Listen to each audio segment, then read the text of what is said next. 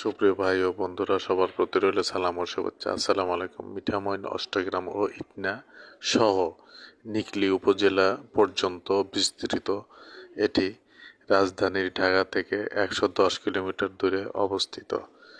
এই হাওরটিতে বিভিন্ন ধরনের মাছ পাওয়া যায়। এখানে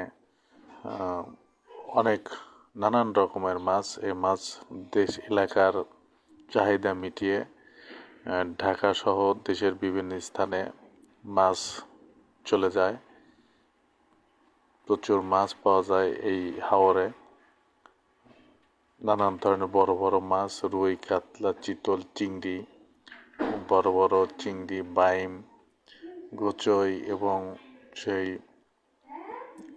আরও সুন্দর সুন্দর অনেক স্বাদের মাছ পাওয়া যায়। বোয়াল, টাকি, শৈল, গজার, গোলসা এবং রিঠা, তারপরে বেলে, নানান ধরনের মাছ এখানে পাওয়া যায়। আইড় এবং শিলং, ঘাইটিয়া, গলসা, টাকি মাছ,